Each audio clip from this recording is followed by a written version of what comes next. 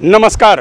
Ratnakar Awasekar YouTube चॅनलचा उपक्रम माझी गाडी माझा नेता, माझी गाडी माझा नेतामध्ये मी आज निमंत्रित केलेलं आहे. संपूर्ण औसा तालुकाच नव्हे, लातूर जिल्हाच नव्हे, तर महाराष्ट्राला परिचित असलेलं काँग्रेसचं एक तरुण तडफदार नेतृत्व आणि उगवतं नेतृत्व, ज्यांचं नाव आहे श्री अमर खानापुरे साहेब. अमर खानापुरे साहेबांना मी सन्मानानं माझ्या गाडीत बसवत आहे. उलगडा करायचा आहे राजकारणाचा.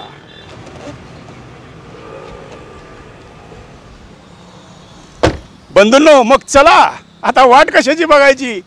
श्री अमर खानापुरे साहेब. खानापुरे साहेब, आपलं मी स्वागत करतो माझ्या कार्यक्रमामध्ये. खूप खूप आभारी आहे. खूप मला आनंद असा होतो की एक तरुण कार्यकर्ता आज राहुल गांधींच्या टीमपर्यंत जाऊन पोचलेला, आणि सर्वात महत्त्वाचं म्हणजे प्रदेश काँग्रेस कमिटीच्या 3 टर्मपासून, म्हणजे जवळपास 9 वर्षापासून प्रदेशचं त्यांचं पद काही गेलेलं नाही, म्हणजे पद कायम आहे. अध्यक्ष कोणी हो, पण अमर खानापुरे त्यांच्या प्रदेश सरचिटणीसपदी कायम आहेत. असं हे व्यक्तिमत्व आम्हाला भुरळ घातलं. का घातलं ते उलगड आपल्याला ह्या 30 मिनटात 35-40 मिनटात करायचं आहे. बंधूंनो, सर्वप्रथम अमरजी, आपला हा जो प्रवास आहे, म्हणजे कदाचित आपल्या घरात कोणतरी खासदार असेल, आपल्या घरात कोणतरी आमदार असेल, त्याशिवाय माणूस एवढ्या मोठ्या वरच्या स्तरावर पोहोचत नाही एवढ्या लहान वयामध्ये. हे गुपित काय ह्याच्या मागचं? नाही, मला असं वाटतं की राजकारणामध्ये यशस्वी होण्यासाठी वारसा असावाच लागतो असं काही नाही. आपले कारण वारसा, माझे वडील प्राध्यापक आहेत, मला काही कौटुंबिक राजकारणाचा वारसा नाही. घरात कोणीतरी जिल्हा परिषद किंवा काही नाही, तसं कोणीच नाही.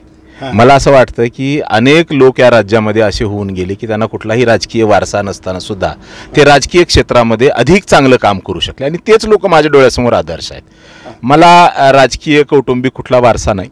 मी मागच्या 9 वर्षापासून प्रदेश काँग्रेसमध्ये काम करतोय, आणि मला असं वाटतं की कोणत्या अध्यक्षाखाली आपण काम केलं? मी पहिल्यांदा अशोकराव चव्हाण साहेब सन्माननीय त्यावेळेला प्रदेश अध्यक्ष असताना त्यांच्या कमिटीमध्ये प्रदेश सचिव म्हणून काम केलं.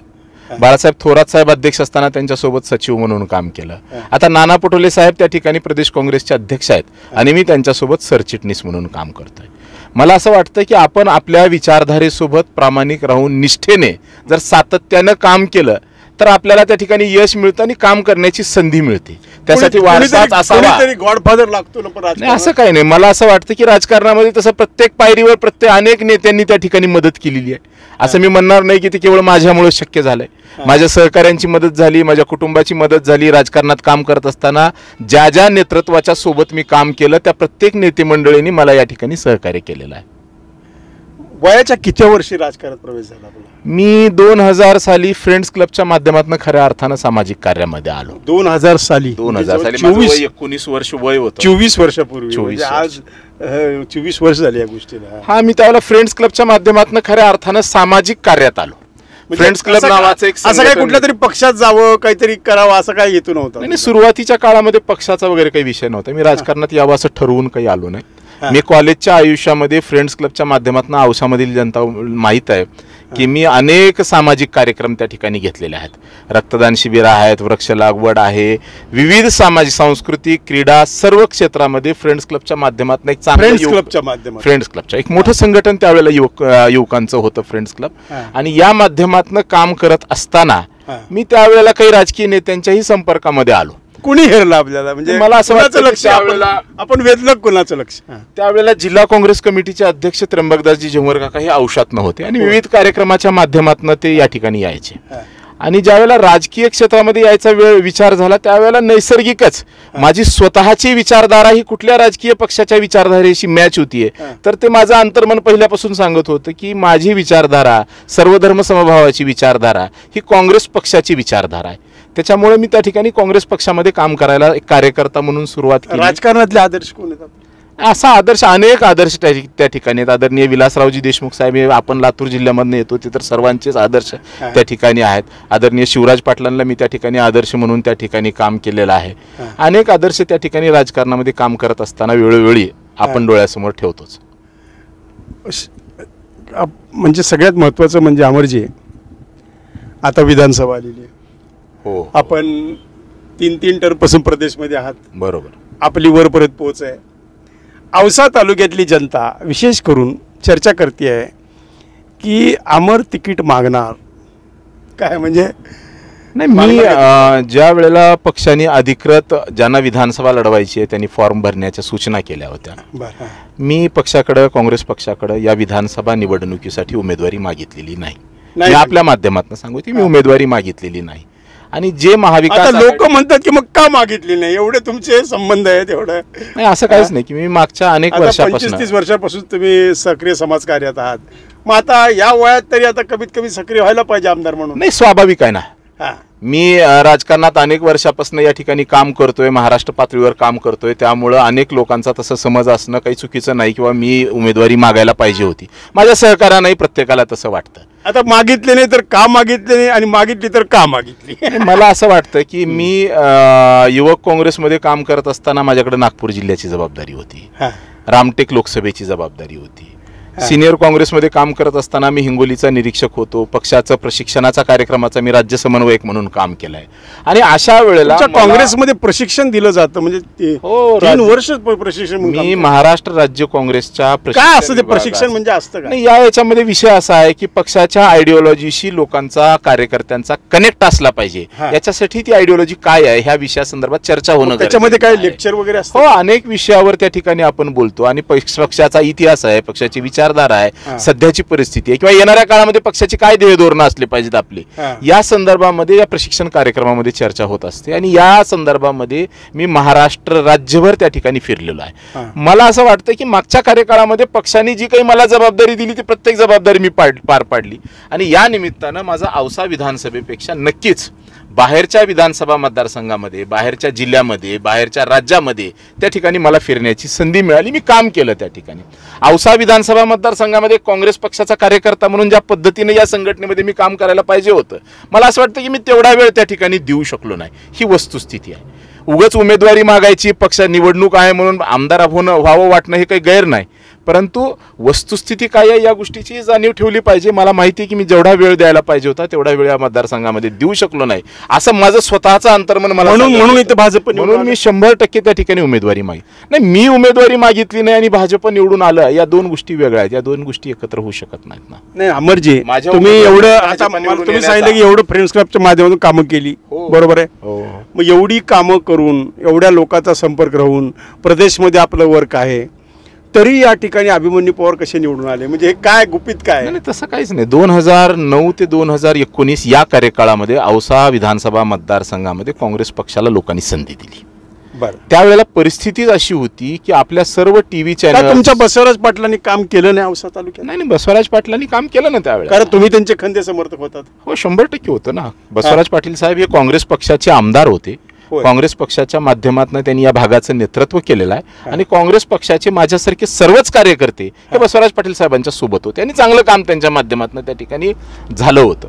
मला असं वाटतं की त्यावेळेला लोकांना एक बदल हवा होता. 10 वर्षाचे आमदार होते त्यावेळेला. आताचे जे सन्माननीय आमदार अभिमन्यू पवार साहेब आहेत ते त्यावेळेला देवेंद्र फडणवीस साहेबांच्या सगळ्यात जवळचे होते. राज्यामध्ये भाजपाचं सरकार येणार आहे असं टीव्ही चॅनल्सवाले दाखवत होते. त्यामुळे लोकांना असं कदाचित वाटलं असावं की यावेळेला आपण जर बदल केला तर अधिक विकास या मतदारसंघाचा होईल, त्यामुळे लोकांनी निवडून दिला असेल. याचा अर्थ असा नाही की काँग्रेस पक्षाने काम केलं नाही.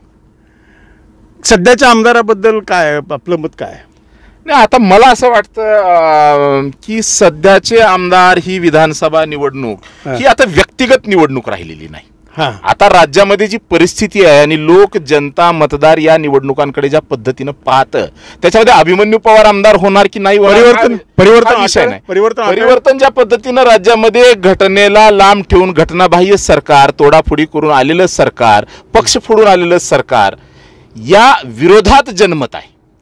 जी राज्यामध्ये चाललेली परिस्थिती आहे, जे हे युतीचं सरकार आहे, लोकांना याच्याबद्दल नाराजी आहे. आणि त्याच्यामुळे मला असं वाटतं की औसा विधानसभा मतदारसंघातील जनता सुद्धा या परिवर्तनाच्या लाटेमध्ये, परिवर्तनाच्या सोबत राहणार असं माझं वैयक्तिक मत आहे. बघा अभिमन्यू पवार साहेब, तुमच्यासाठी धोक्याची घंटी आहे. उड्डाणपूल सुद्धा रोखण्यामध्ये त्यांचं काहीतरी राजकीय स्वार्थ आहे, वैयक्तिक हेतू आहे की त्यांच्या प्लॉटिंगला भाव. मी असं म्हणणार नाही, परंतु उड्डाणपुलाची गरज आहे का औसाला? उड्डाणपुलाच्या बाबतीमध्ये सन्माननीय आमदार साहेबांनी जी भूमिका घेतली, खऱ्या अर्थानं ती बरोबर आहे का चुकीची आहे? नाही, ती भूमिका चुकीची आहे. माझं मत असं आहे की औसा शहर साहेब याच्यामध्ये दोन बाजू आहे त्या उड्डाणपुलामध्ये, आपण लक्षात घ्या. उड्डाणपूल होणं आवश्यकही आहे आणि उड्डाणपुलामुळे काही दुष्परिणामी आहेत, ह्या गोष्टी महत्वाच्या आहेत. जर उड्डाणपूल करायचा असेल तर तो पिलरचा झाला पाहिजे. कारण आता सध्या नॅशनल हायवे ज्या पद्धतीचे उड्डाणपूल बांधत आहे तसा उड्डाणपूल झाला तर नक्कीच शहराचे दोन भाग पडतील. याच्यामुळे शहराचा जो विकास व्हायला पाहिजे तसा विकास होणार नाही. आणि उड्डाणपूल जर नाही झाला तर अनेक नागरिकांचे प्राण त्या ठिकाणी धोक्यात येणार. नागरिकांच्या प्राणाला अधिक महत्व देणं हे आवश्यक आहे. माझं व्यक्तिगत मत असं आहे की जर या मतदारसंघाचे लोकप्रतिनिधी ज्या पद्धतीनं त्यांचे कार्यकर्ते सांगतात की साहेबांचं भारतीय जनता पार्टीमध्ये खूप वजन आहे, ते देवेंद्र भाऊंच्या आणि नितीन गडकरी साहेबांच्या अतिशय जवळचे आहेत, असं जे त्या पद्धतीनं कार्यकर्ते सांगतात, तर त्यांनी त्यांची प्रतिष्ठा राजकीय प्रतिष्ठा पणाला लावली पाहिजे. आणि औसा विधानसभा मतदारसंघामध्ये औसाच्या चौकातला जो पूल आहे तो पिलरचा उड्डाण पूल झाला पाहिजे. हे काम त्यांनी जर केलं असतं तर नक्कीच आपण त्याचं कौतुक करू शकलो असतो. म्हणजे उड्डाण पूल झाला पाहिजे आणि तो पिलरचा झाला पाहिजे, ही माझी वैयक्तिक भूमिका आहे. अमरजी, आता ही जागा कुणाला सुटेल अजून काही नक्की सांगता येत नाही. कारण तुमच्याकडं कसं आता आघाडीमध्ये बरेच इच्छुक आहेत, मुंडळ्या बांधून तयार आहेत उमेदवार, तर त्यामुळे आता ही काँग्रेसला जागा कसं आहे माहिती का, ही कसं वाटते तुम्हाला? आता तसं बघायला गेलं तर काँग्रेस आणि राष्ट्रवादीमध्ये इतिहासापासून ही जागा काँग्रेस पक्षाकडे राहिलेली आहे. परंतु आता राज्यात जी मागच्या 5 वर्षात परिस्थिती बनली की आता शिवसेना आमचा मित्रपक्ष झालेला आहे, शिवसेना मागणी, त्यामुळे नक्कीच हा चर्चेचा विषय असू शकेल.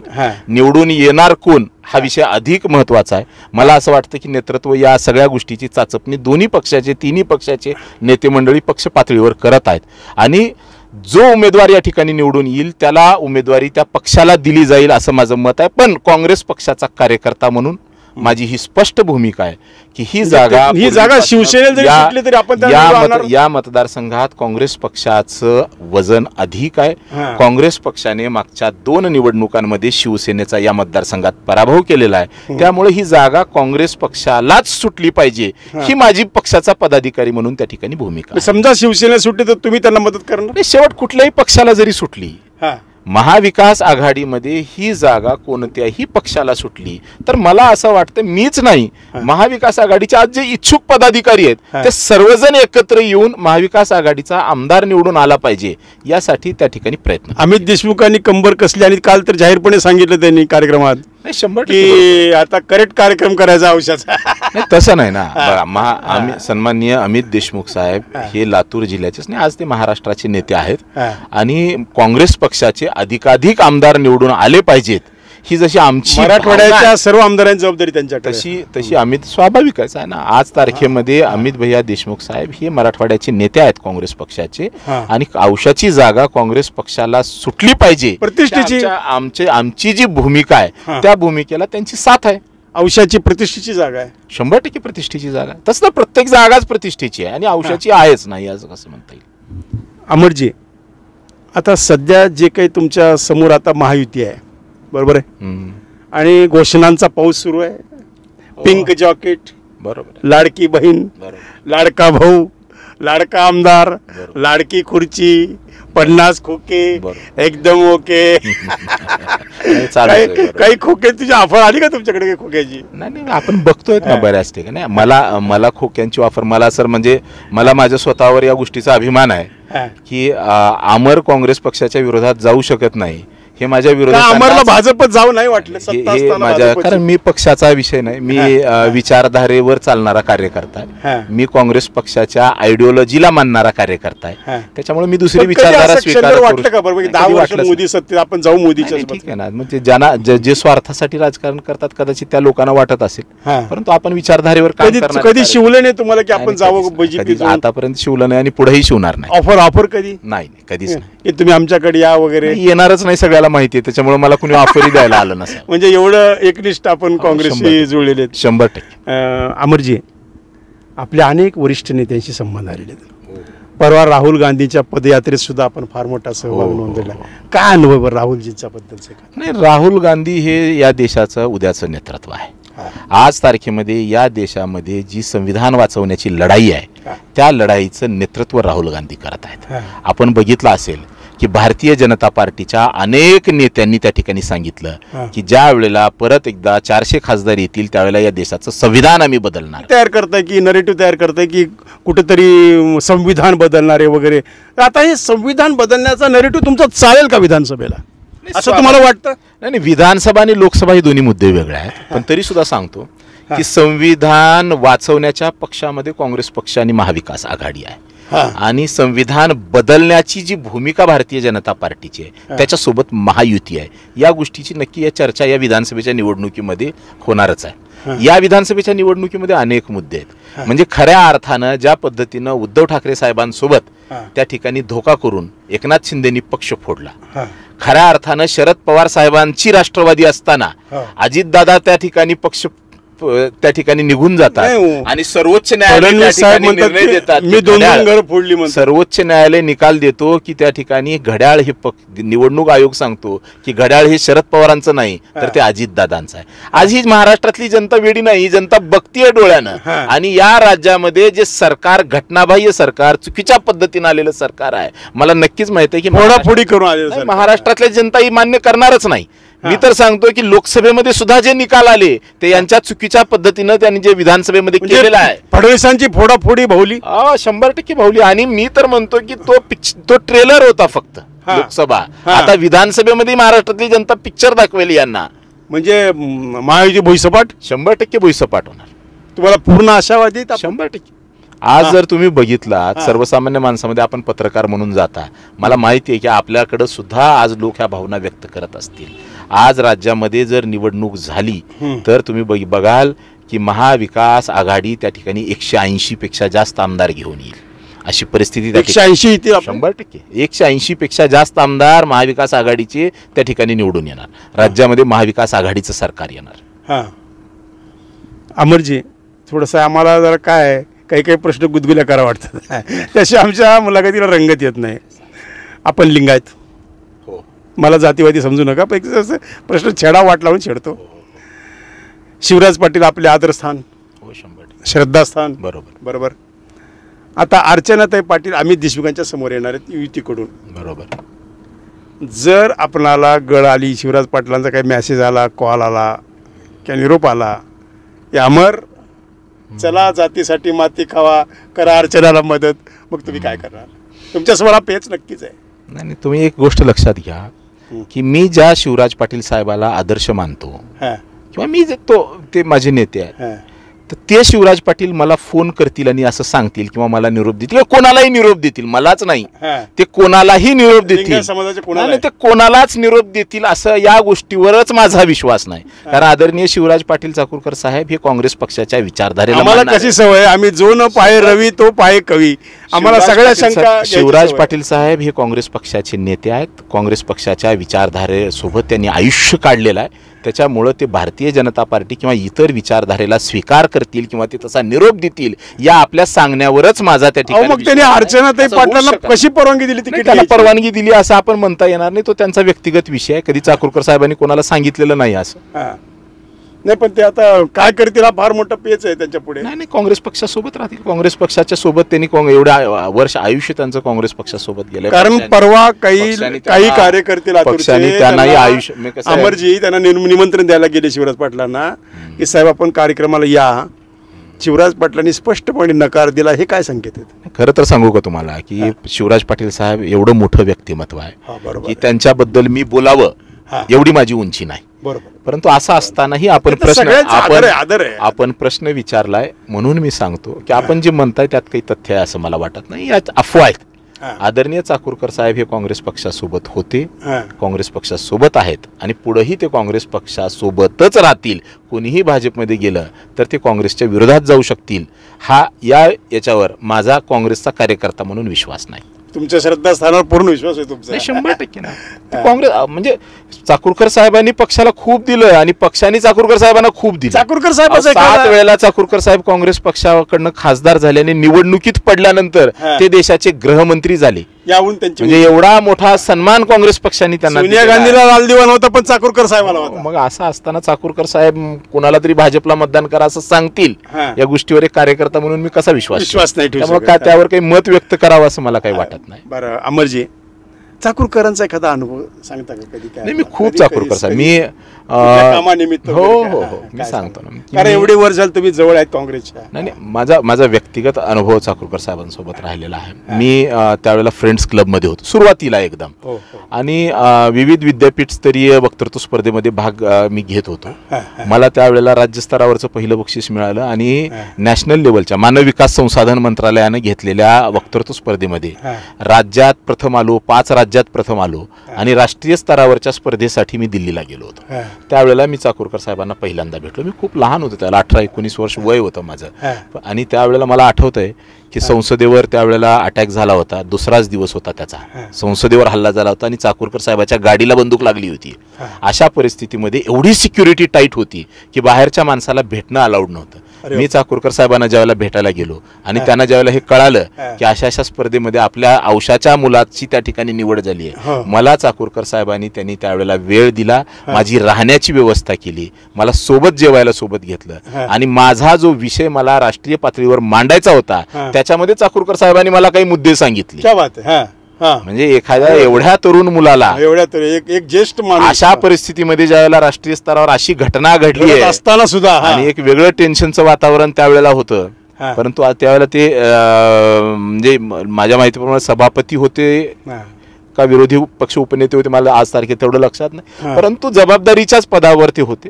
असं असताना त्यांनी ज्या पद्धतीनं मला वागणूक दिली, खऱ्या अर्थानं मला असं वाटतं की हे एक खूप मोठ्या नेत्याचं लक्षण आहे त्या ठिकाणी. बरं आपण मला आता आज एक प्रश्न तो विचारल्याशिवाय आम्हाला चैन पडत नाही.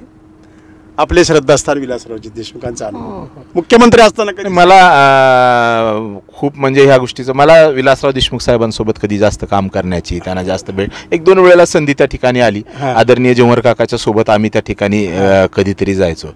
औषाच्या अनेक विकास कामाच्या संदर्भामध्ये आम्ही ज्या ज्या वेळेला त्या ठिकाणी गेलो, आदरणीय साहेबांनी ते ताबडतोब काम त्या ठिकाणी केलं. अशा अनेक अनुभव त्या ठिकाणी आहेत.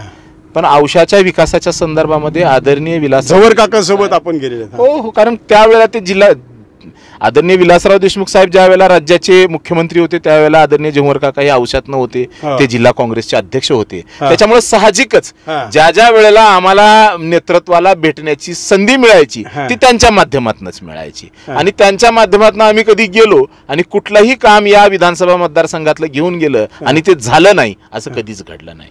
एक उदार मनाचा खूप मोठा नेता त्या ठिकाणी होता. कुठल्याही माणसाला आलेल्या माणसाला रिकामं न पाठवायचं त्या ठिकाणी आपण बघितलं असेल की ते विलासराव देशमुख साहेबांच्या माध्यमातून झालं. दिलीपरावजींचा एखादा अनुभव? दिलीपराव देशमुख साहेबांच्या माध्यमातून मला असं आठवतंय की माझी आई औसा नगरपालिकेला नगरसेविका होती आणि त्यावेळेला औसा नगरपालिकेच्या नगराध्यक्षावर अविश्वास त्या ठिकाणी आला आणि अनेक काँग्रेसचे दिग्गज लोक नगराध्यक्षाच्या विरोधामध्ये गेले आणि असं असताना एक मतावर ज्या वेळेला अडलं होतं त्यावेळेला माझी आई काँग्रेस पक्षासोबत राहिली आणि तो अविश्वास ठराव त्यावेळेला फेटाळला गेला आणि आम्ही सगळेजण दिलीपराव देशमुख साहेबांना भेटायला गेलो. त्यावेळेला फोटो काढत असताना सगळे लोक समोर थांबले आणि मी नवीन होतो, मी थोडस मागत तरुण तुम्ही. पण त्यावेळेला दिलीपराव देशमुख साहेबांनी फोटो काढताना सांगितलं की अरे हा फोटो काढायची संधी ज्याच्यामुळे आली तो कुठं आहे असं सांगून त्यांनी मला त्या ठिकाणी बोलवून घेतलं. अनेक अनुभव आहेत आदरणीय दिलीपराव देशमुख साहेबांबरोबर सुद्धा त्या ठिकाणी काम करताना आलेले आहेत. बरं अमरजी, आता युवा नेतृत्व अमित देशमुख बरोबर आहे, आता त्यांच्याबरोबर काम करायला अजून मजा येत असेल काय? बरं अमितजी आज तारखेमध्ये जर काँग्रेस पक्षामध्ये जर आपण बघितलं की ज्या काही तरुण युवा नेत्यांना उद्या महाराष्ट्राचं नेतृत्व करण्याची संधी आहे त्याच्यापैकी एक अमित देशमुख साहेब आहे. काय ईश्वरानं त्यांना दिलेली त्यांची पर्सनॅलिटी, त्यांचं वक्तृत्व आणि ज्या ज्या वेळेला आम्ही कार्यकर्ते म्हणून त्या ठिकाणी भेटायला गेलो त्यावेळेला विषयाचा परिपूर्ण अभ्यास अमित देशमुख साहेबाचा असल्याचा आम्ही त्या ठिकाणी बघितलेला आहे. त्यांच्या वक्तव्यात आज मी सांगतो की अनेक मतदारसंघामध्ये विधानसभेच्या आज जर राज्यात सगळ्यात जास्त मागणी कोणाला असेल तर ते अमित देशमुख त्यांच्या सभेला खूप मागणी त्या ठिकाणी. प्रत्येकाला असं वाटतं की अमित देशमुख साहेब आता माझ्या प्रचाराला आले पाहिजेत, कारण आपण लोकसभेत बघितलं की ते धाराशिवमध्ये आले, त्यांनी सभा घेतल्या, धाराशिवमध्ये यश आलं, लातूरमध्ये त्या ठिकाणी डॉक्टर काळगे साहेब निवडून आले, जालन्यामध्ये ते गेले त्या ठिकाणी कल्याण काळे साहेब त्या ठिकाणी खासदार झाले, नांदेडमध्ये ते गेले त्या ठिकाणी, म्हणजे त्यांचा स्ट्राईक रेट हा 100%च आहे. नांदेडकर जरा विशेष लक्ष अमित साहेबांचं असं वाटतं. नांदेड म्हणूनच म्हणता येणार नाही, कारण आता तर परिस्थिती नांदेडच्या लोकसभेमध्ये कोणी देशमुख परिवारातला खासदार होण्याची शक्यता आहे. नाही, असं काहीच नाही ना, की नांदेडमध्ये आज एक नेतृत्वाची खूप मोठी पोकळी आहे आणि अशा परिस्थितीत कदाचित ती पोकळी लातूरचं देशमुख भरून काढेल म्हणून नाही, तसं ते नांदेडला जाऊन थोडीच नेतृत्व करणार आहे. परंतु मला असं वाटतं की ज्या वेळेला एक नेतृत्वाची पोकळी, अशोक चव्हाण म्हणले म्हणे अशोक के अंगणे में अमित का क्या काम आहे. ते काय असं माहिती का, अशोक चव्हाण साहेबांनी काय बोलावं हा त्यांचा विषय. पण मला असं वाटतं की आज तारखेमध्ये नांदेड जिल्ह्यामध्ये काँग्रेसच्या विचारधारेला मानणारे जे कार्यकर्ते आहेत त्यांना खऱ्या अर्थानं नेतृत्वाचा आधार देण्याची जबाबदारी आहे. आणि मला असं वाटतं की ही जबाबदारी आज सन्माननीय अमित देशमुख साहेब हे अतिशय चांगल्या पद्धतीनं पार पाडत आहेत.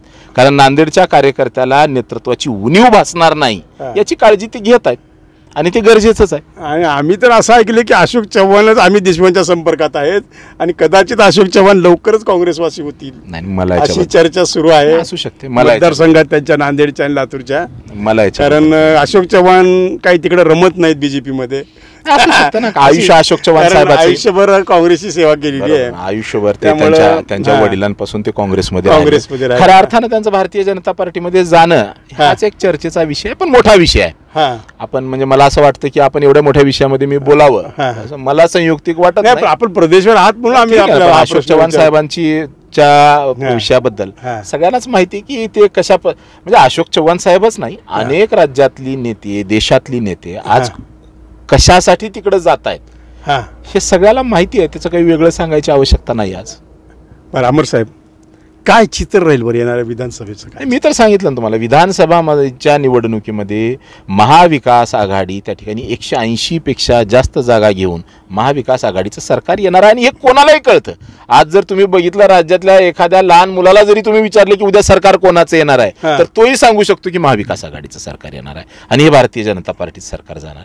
कारण ज्या पद्धतीनं राज्यामधली आजची परिस्थिती आहे ती खूप चिंताजनक परिस्थिती आहे. जे काही चाललंय ते खूप चुकीचं चाललेलं आहे आणि हे लोकांनाही कळतंय. त्या ठिकाणी कधी इथल्या औषधाच्या आमदाराकडे जाण्याचा कधी योग आला का, भेटण्याचा? कधी विकासाच्या संदर्भामध्ये बऱ्याच वेळेला मी काही मदत करतं का? ते करतात मदत? नाही, असं काहीच नाही ना बघा. मी काय म्हणतो माहितीये का, पक्ष आणि लोकांच्या विकासाची कामं, राजकारण हा वेगळा विषय आहे. ते जरी वेगळ्या पक्षाचे असतील तरी लोकांच्या विकास कामाच्या संदर्भामध्ये आम्ही त्यांना भेटलेलो आहोत. आणि ठीक आहे ना, प्रत्येक काम होतं असं नाही. काही कामं झाले असतील, काही कामं झाले नसतील. म्हणजे काही आपल्या विरोधी मित्रांना सन्मान वगैरे देतात?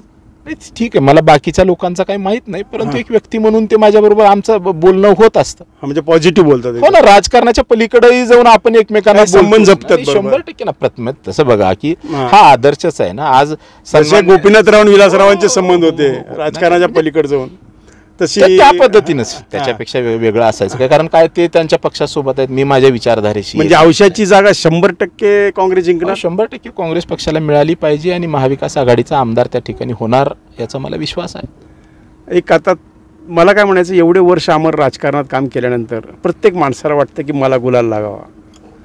का हो, तुम्हाला नाही वाटत? नाही, मी काय म्हणतो माहिती आहे का, मी आपल्याला सांगितलं की माझं वय आता 40-42 आहे. माझ्यापेक्षा 15 वर्ष जवळपास सिनियर असणारे लोक आहेत. आज शेषराव पाटील साहेबांनी त्या ठिकाणी उमेदवारी मागितलेली आहे विधानसभेची. श्रीशैल लिवडगे जिल्हा काँग्रेसचे अध्यक्ष आहेत, त्यांनी मला सिनियर आहेत, त्यांनी उमेदवारी मागितलेली आहे. त्याच्यामुळे प्रत्येकाने उमेदवारी मागितलीच पाहिजे हा विषय नाही. काही वेळेला मी पुढे व्हावं, काही वेळेला त्यांनी पुढे व्हावं. आज तारखेत मला असं वाटतं की ते माझ्यापेक्षा 15 वर्षांनी सिनियर आहेत. आज आपण त्यांच्या सोबत राहिलं पाहिजे, ही एक माझी भूमिका त्या ठिकाणी आहे. बरं अमरजी, काय सांगू इच्छितात तुम्ही या संपूर्ण, म्हणजे मी औसाच म्हणत नाही तर महाराष्ट्रातला काँग्रेसच्या तरुणांना काय संदेश देऊ इच्छिता तुम्ही एक तरुण म्हणून? आज तारखेमध्ये जर आपण बघितलं असेल तर या देशामध्ये जे काही वातावरण चाललंय की जे जाती धर्म या विषयामध्ये जे माणसं विभागण्याचं काम चाललंय, जे जातीवाद, आता बघा जरांगे पाटलांचा विषय फार गंभीर आहे सध्या काय. आणि खरं तर आता हा लिंगायत मराठा हा जो वाद आहे काय, म्हणजे फडणवीसांवर ब्राह्मण म्हणून टीका, ह्या ज्या गोष्टी चालल्या आहेत, कुठेतरी तुम्हाला असं फ्रस्ट्रेशन नैराश्य येतं का?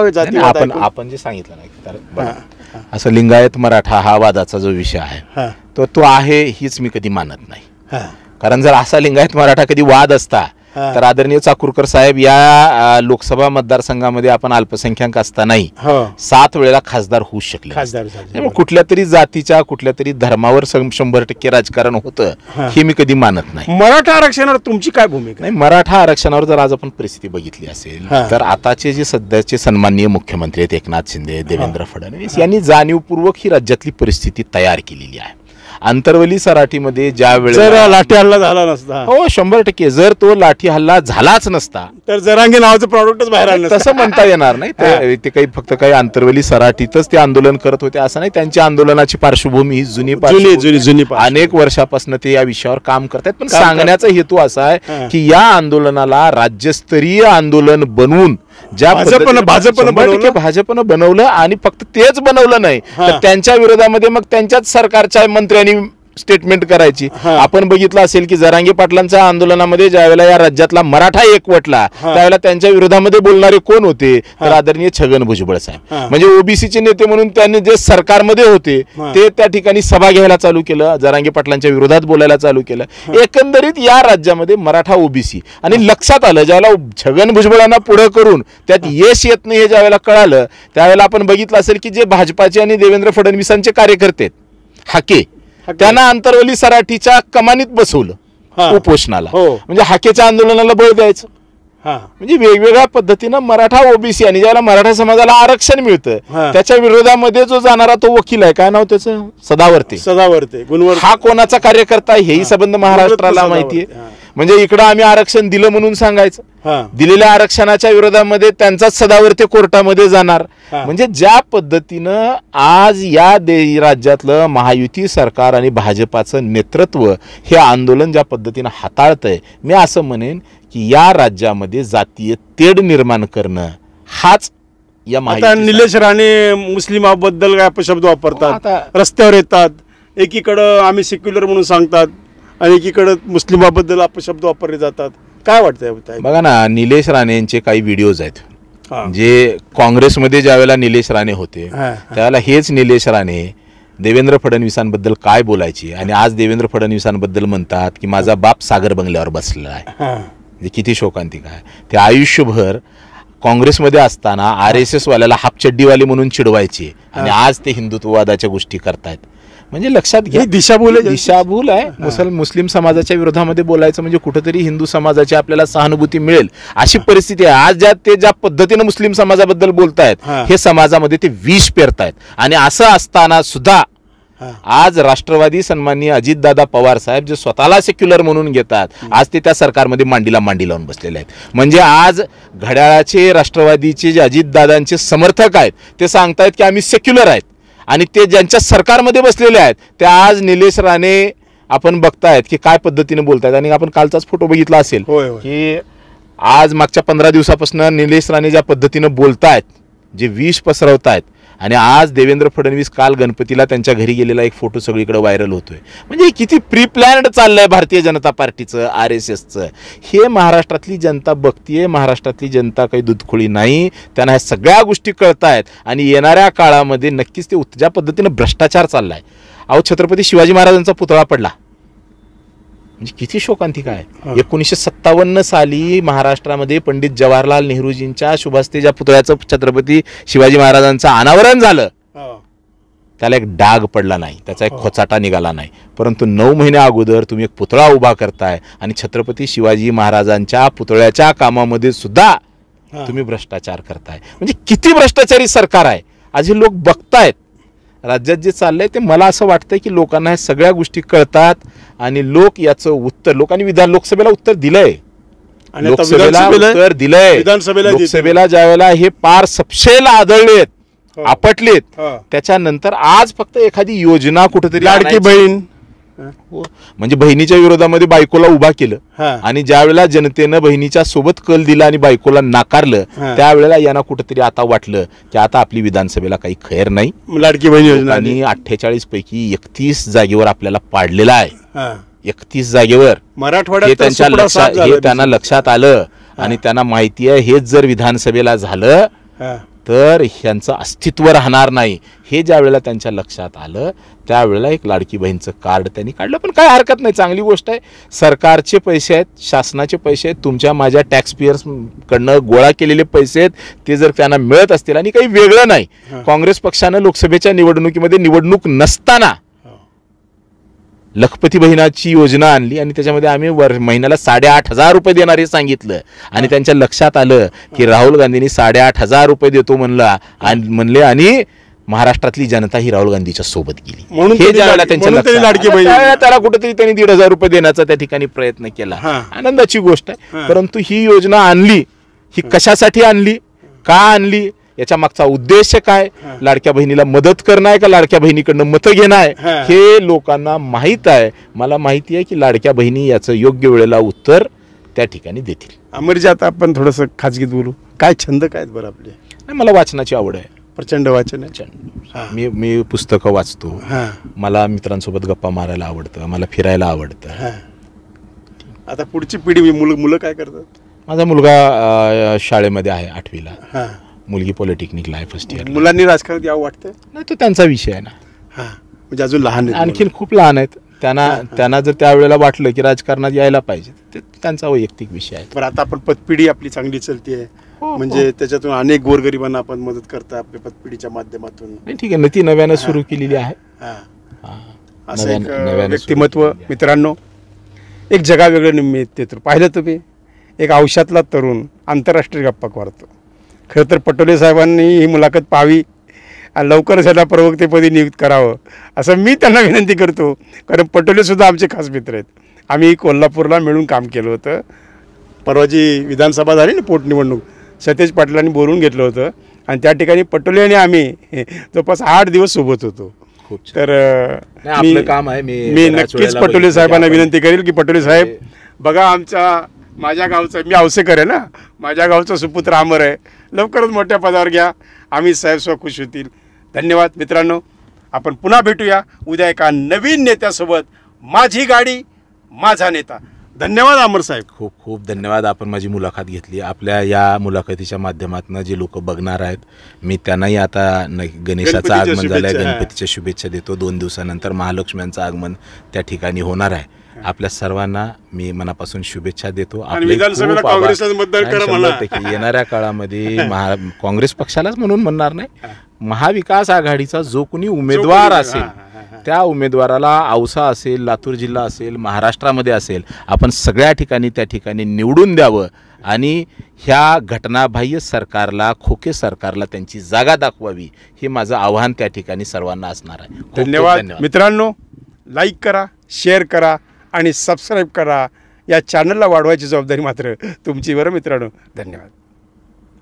सर्व प्रकारच्या राजकीय प्रचार सीडीजच्या निर्मितीसाठी एकमेव नाव Ratnakar Ausekar. Contact 9890 39 87 88. Online recording CDs देणारं महाराष्ट्रातलं एकमेव नाव रत्नाकर औसेकर. 51 आवाजांचा बादशाह रत्नाकर औसेकर. कॉन्टॅक्ट 9890 39 87 88. आवाजाचा बादशाह रत्नाकर औसेकर यांच्या यूट्यूब चॅनलला लाईक करा, सबस्क्राईब करा आणि आपापल्या ग्रुपवर शेअर करा. चला, आपल्या मोबाईलवर सर्वप्रथम आमचा कार्यक्रम मिळवण्यासाठी सहकार्य करा. Ratnakar Ausekar YouTube channel. माझी गाडी माझा नेता. माझी गाडी माझा नेता. रत्नाकर औसेकर यूट्यूब चॅनलचा उपक्रम. जगायला राशन, जगायला राशन आणि राजकारणाला भाषण. जगायला राशन, राजकारणाला भाषण. यासाठी संपर्क करा रत्नाकर औसेकर यूट्यूब चॅनलला. माझी गाडी माझा नेता मध्ये मुलाखत द्या, बोलायला शिका. राजकारणी बंधू भगिनींनो, आपणाला आमदार व्हायचंय, काहीही अवघड नाही, पण बोलता आलं पाहिजे. यासाठी आपल्याला संपर्क करायचा आहे आवाजांचा बादशाह रत्नाकर औसेकर यांचं यूट्यूब चॅनल माझी गाडी माझा नेता उपक्रमात सामील व्हा.